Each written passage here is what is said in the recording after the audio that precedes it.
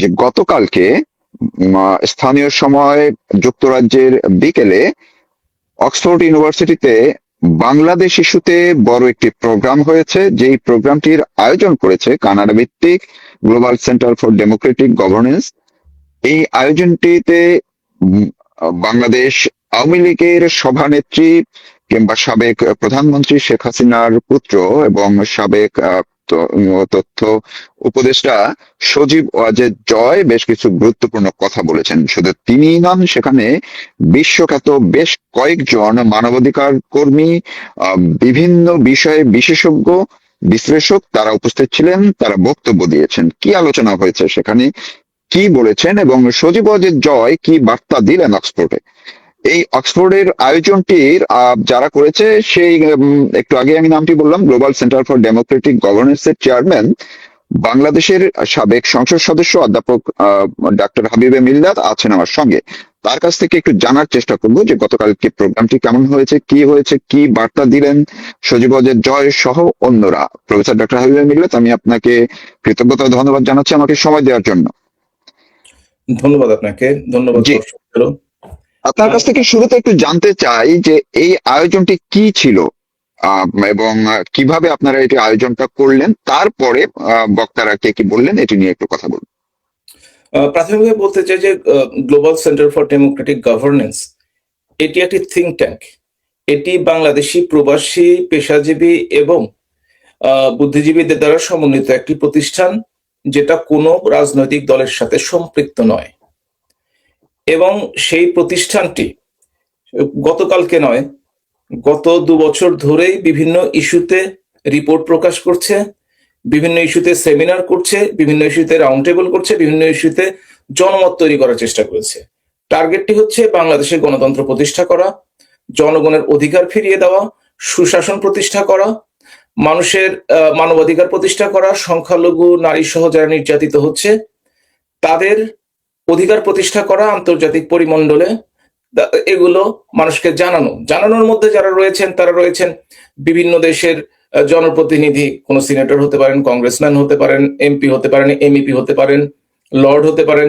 তাদেরকে জানানো এবং তাদের মতামত যে আমরা বাংলাদেশে আমরা একটা পরিস্থিতি দেখতে চাই যার মধ্যে বাংলাদেশ একটি গণতান্ত্রিক সেকুলার কান্ট্রি হিসেবে থাকতে পারে, দেশে জঙ্গিবাদের উত্থান হবে না। এই টার্গেটকে সামনে রেখেই অক্সফোর্ডে ইউনিভার্সিটিতে আমরা একটা প্রোগ্রাম অর্গানাইজ করেছিলাম। সেইখানে ভিন্ন মত ও পথের লোকজনকে নিয়ে একটি আলোচনা আয়োজন করা হয়েছিল।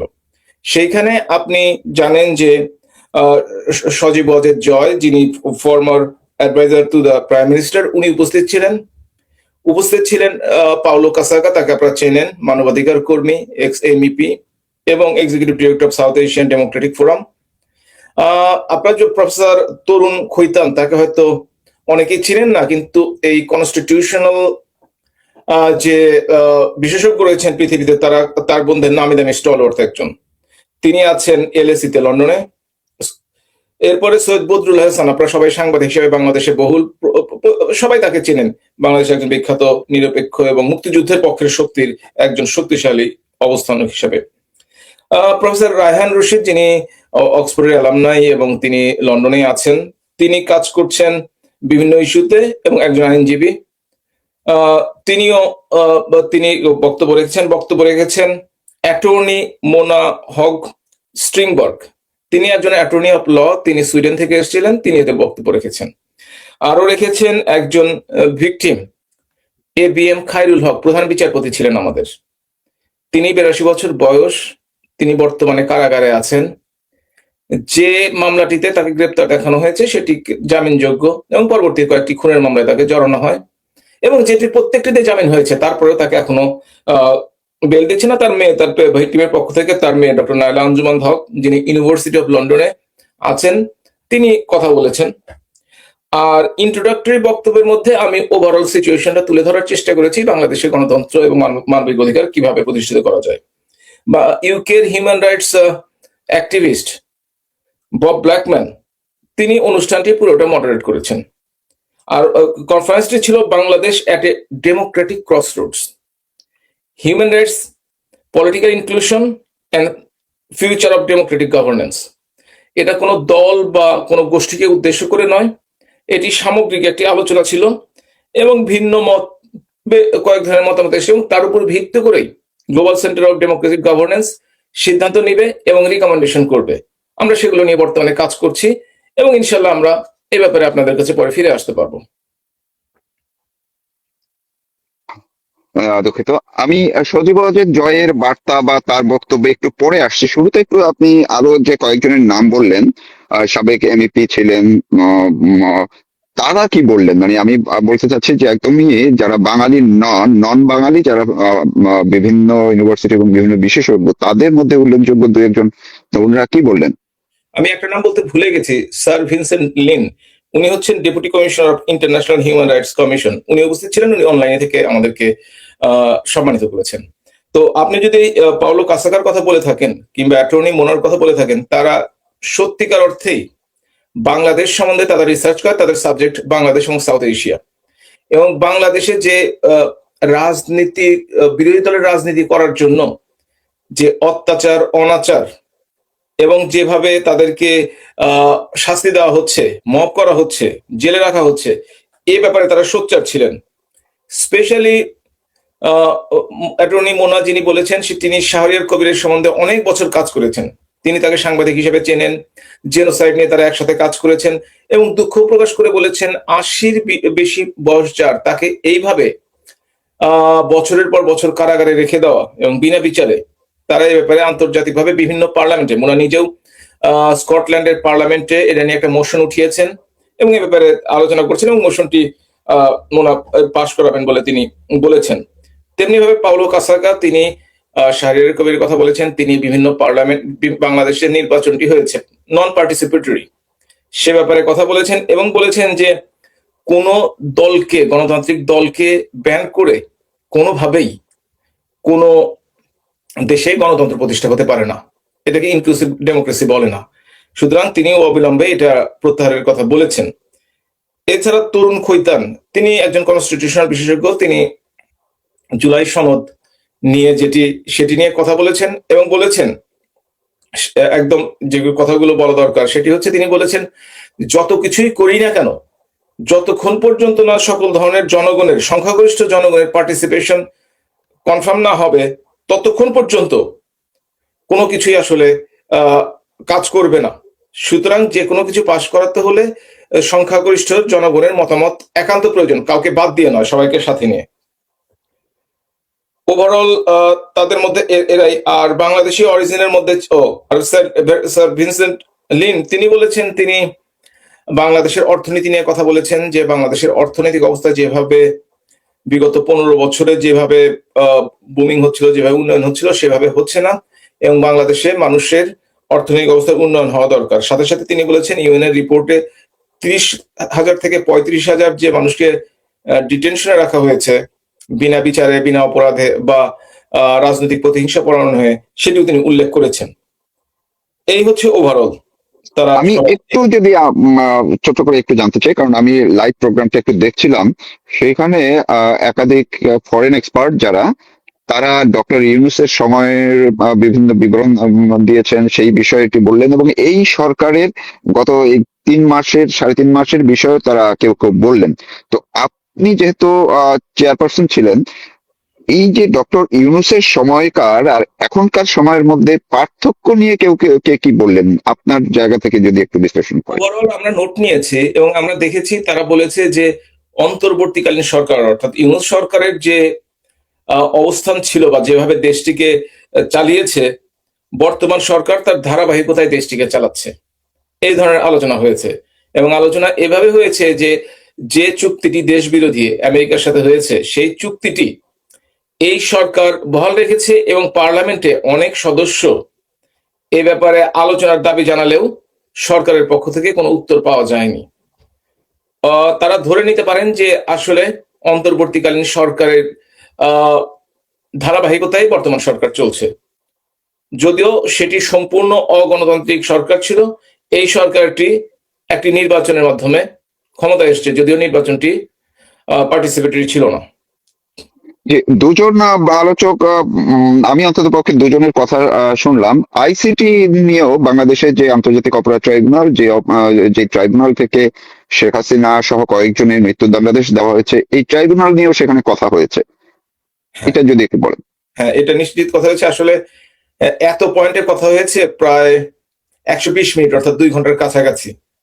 আমরা নোট নিয়েছি, সবগুলো আসলে উল্লেখ করতে হলে অনেক সময় লাগে, সেজন্য বলা হয় না। তবে আইসিটি নিয়ে যেটি বলা হয়েছে, ফার্স্ট অফ অল আইসিটির ফরমেশন নিয়ে তারা প্রশ্ন তুলেছেন।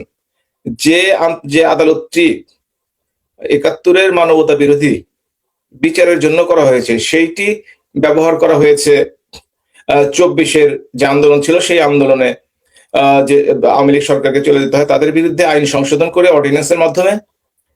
এবং দ্বিতীয় আরেকটি কথা বলেছেন যে যিনি অভিযুক্ত তাকে কোনো সুযোগ দেওয়া হয়নি, যে কথাটা সজীব অজয় জয় বলেছে, আপনি নিশ্চয়ই জিজ্ঞেস করবেন, তখন বলবো।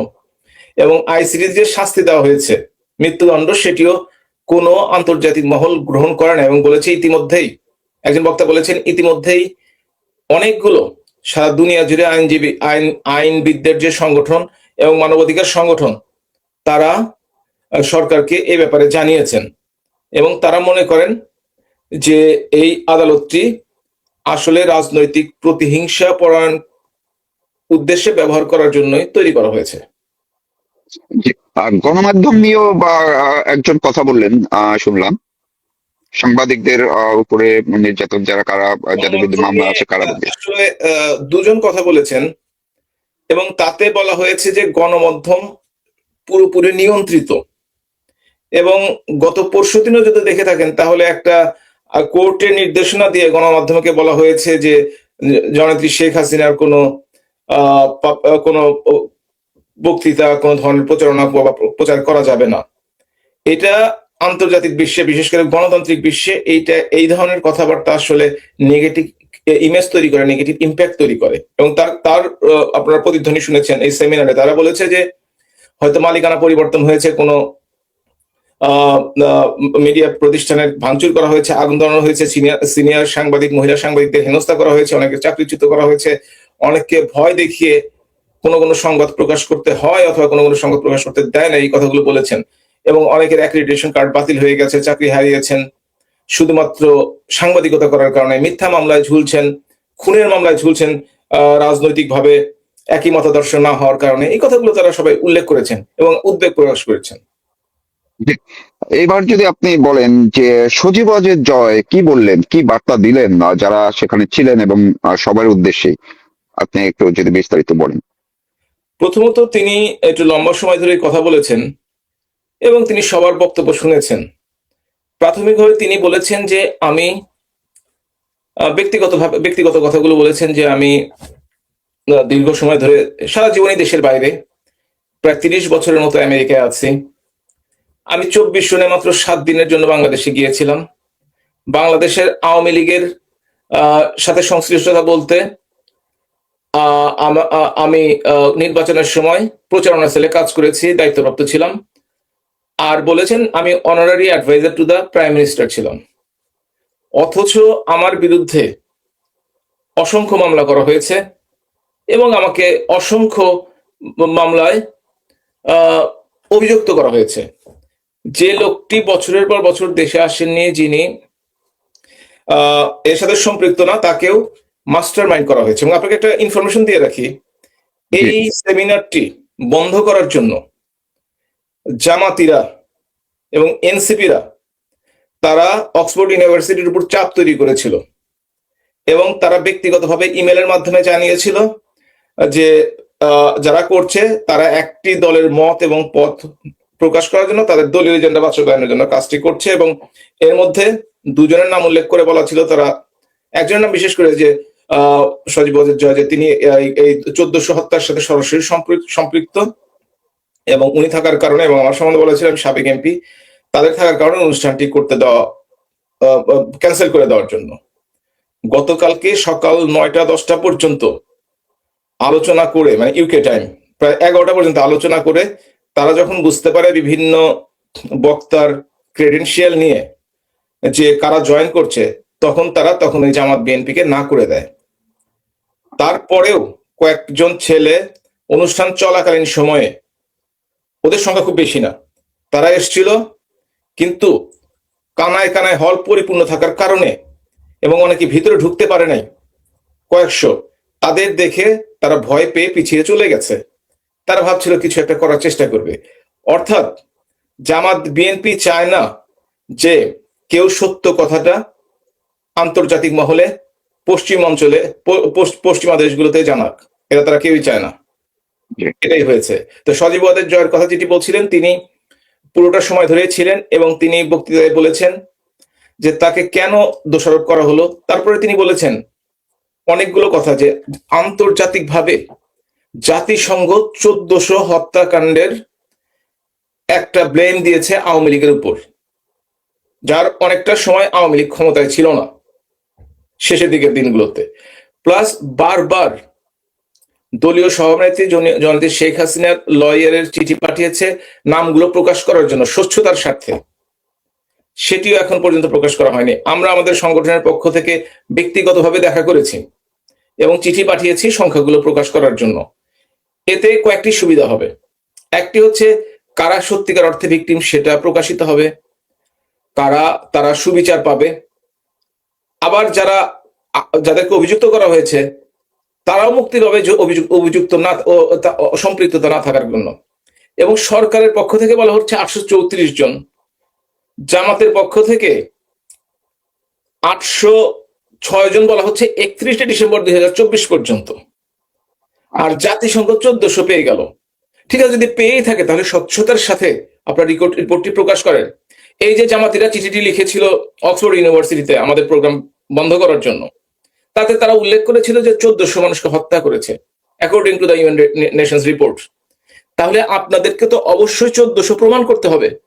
আমরা দাবি করি, আজকে আপনার অনুষ্ঠানের পক্ষ থেকে দাবি করি, নিরপেক্ষ এবং স্বচ্ছ এবং অভিযুক্তরা যাতে বিচার পায়, এবং যারা অভিযুক্ত মানে যাদেরকে অভিযুক্ত করা হয়েছে তারাও যেন সুবিচার পায়। তাদের স্বার্থে জাতিসংঘের উচিত, ইউনাইটেড নেশন হিউম্যান রাইটস কমিশনের উচিত সংখ্যাটি নয়, শুধু তালিকাটি প্রকাশ করা। আমি তাকে যখন জিজ্ঞেস করেছিলাম জেনেভায় দেখা করে, তখন বলছে we got it from reliable sources. আমি তখন বলছি what is your reliable sources? তখন তারা বলছে reliable sources we cannot disclose it. তোমরা মানুষকে ব্লেম করবা, তোমরা একটা দলের বিরুদ্ধে কথা বলবা, দলের নেতা নেত্রীদের বিরুদ্ধে কথা বলবা, অভিযুক্ত করবা, এবং সেই অভিযোগের জন্য কারো ফাঁসি হয়ে যাবে, আর তোমরা বলবা রিলায়েবল সোর্স। এটা তো হতে পারে না। তো must United nation human rights commission এটাকে অবশ্যই বলতে হবে। তারপরে সজীব আরেকটা কথা বলছে, দেশের কম করে ধরেও 17-18 কোটি মানুষের দেশের 40% মানুষকে দমিয়ে রেখে কোনো দেশই সামনের দিকে এগিয়ে যেতে পারবে না, এবং এটা দমিয়ে রাখা সম্ভব না। সে স্পষ্টভাবে বলেছে 6 কোটি মানুষকে বাদ রেখে দেশ কোনোদিন এগোতে পারে না। থার্ড, তিনি আরেকটি কথা বলেছেন, সেগুলো তিনি বলেছেন কোন সরকার দীর্ঘদিন ক্ষমতায় থাকলে দোষ ভুল হতে পারে, তার জন্য তার স্পেসিফিক বিচার হতে পারে। তার জন্য জনপ্রিয় গণতান্ত্রিক একটি দলকে, যে দলের ঐতিহ্য রয়েছে, যে দল বাংলাদেশের সবচেয়ে বড় অর্জন স্বাধীনতা, সেই বড় অর্জনটিকে যাদের নেতৃত্ব হয়েছে, যারা বাংলাদেশের প্রত্যেকটি গণতান্ত্রিক আন্দোলনের নেতৃত্ব দিয়েছে, সেই দলটিকে তো ব্যান করে রাখা যায় না, এবং এই ব্যান দীর্ঘস্থায়ী হতে পারে না। এবং যত তাড়াতাড়ি যে সরকার এটা বুঝবে তাদের জন্য এটি তত ভালো। তিনি আরো বলেছেন তার নেতাকর্মীর কথা। বাংলাদেশে তিনি একটি কথা বলেছেন, 1400, যদিও সংখ্যাটি সঠিক নয়, কোন হত্যাকাণ্ডের জন্য যদি সুপিরিয়র রেসপন্সিবিলিটি হিসেবে সেই সময় সরকারকে দায়ী করা হয়, তাহলে অন্তর্বর্তীকালীন সরকার এবং বর্তমান সরকারের সময় যে অনভিপ্রেত হত্যাকাণ্ডগুলো হচ্ছে, সেগুলোর জন্য তো এই সরকারকে দায়ী করা হবে, এবং সেই সরকারের জন্য তো এই সরকারের যারা সুপিরিয়র রেসপন্সিবিলিটিতে আছেন তাদেরকে অবশ্যই আইনের আওতায় আসতে হবে। এবং তিনি দাবি করেছেন এই যে কারাগারে মৃত্যু হচ্ছে, ডিটেনশনে মৃত্যু হচ্ছে, এই যে বিভিন্নভাবে মব করে মেরে ফেলা হয়েছে, তিনি তাদের বিচার চেয়েছেন। এবং তিনি সত্যিকার অর্থে যে বক্তৃতা দিয়েছেন, আপনি যদি পুরোটা দেখে থাকেন, প্রতিটি কথা অসম্ভব যুক্তির সাথে তিনি তুলে ধরেছেন, এবং তিনি কাউকে না বুঝে বা প্রমাণ না থেকে অভিযুক্ত করার চেষ্টা করেননি। তার যে কথাবার্তার ম্যাচুরিটি, আসলে শিক্ষিত মানুষের কথাবার্তা, সত্যিকার অর্থে যিনি ওয়েল এডুকেটেড, অক্সফোর্ডে পড়াশোনা করা, হার্ভার্ডে পড়াশোনা করা মানুষ, তিনি আসলে তার সঠিক এবং এই একাডেমিক অ্যাটমসফিয়ারে যে ধরনের বক্তৃতা দিতে চায়, সবাই মন্ত্রমুগ্ধর মতো ওনার কথা শুনেছেন, এবং ওনার প্রত্যেকটি কথা আমরা নিজেরাও শুনেছি, এবং মনে করেছি স্টেটসম্যান হিসেবে একজন সত্যিকার অর্থে বক্তা হিসেবে সবার তিনি দৃষ্টি আকর্ষণ করতে সমর্থন হয়েছেন। অনেক ধন্যবাদ আপনাকে। দর্শক এতক্ষণ শুনলেন, কথা বলছিলেন প্রফেসর ডক্টর হাবিবুর মিল্লাত। তিনি গতকালকে যুক্তরাজ্যের অক্সফোর্ড ইউনিভার্সিটিতে যে আয়োজনটি ছিল, সেমিনার ছিল বাংলাদেশ ইস্যু নিয়ে, যেটি আয়োজন করেছে কানাডা ভিত্তিক সংস্থা, বেসরকারি সংস্থা global centre for Democratic governance. সেই প্রতিষ্ঠানটির চেয়ারম্যান হিসেবে আছেন প্রফেসর ডক্টর হাবিবুর মিল্লাত। তারা কালকে প্রোগ্রামে আন্তর্জাতিক পর্যায়ের বেশ কয়েকজন গুরুত্বপূর্ণ বিশেষজ্ঞ কি বলেছেন, এবং সর্বশেষ যে সজীব ওয়াজেদ জয় তিনি কি বললেন, কি বার্তা দিয়েছেন, সেই কথাগুলো কিন্তু তুলে ধরলেন। অর্থাৎ সজীব ওয়াজেদ জয়ের কথার মধ্যে দিয়ে আন্তর্জাতিক বিশেষজ্ঞরা বার্তাগুলো পেয়ে গেল যে বাংলাদেশে গত 2 বছর পর্যন্ত যা চলছে আওয়ামী লীগের উপরে, বা 2024-এর জুলাই আগস্ট থেকে শুরু করে, সেগুলোর কি পরিস্থিতি এবং সামনে কি হতে পারে, তারও কিন্তু কিছুটা আভাস তিনি দিয়েছেন যে যারা এই অন্যায়গুলো করছে তাদেরও কিন্তু বিচারের মুখোমুখি হতে হবে। সবাই ভালো থাকুন, সুস্থ থাকুন, নিরাপদে থাকুন। প্রফেসর ডক্টর হাবিবুর মিল্লাত, আমি আপনাকে আবারও কৃতজ্ঞতা ধন্যবাদ জানাই আজকে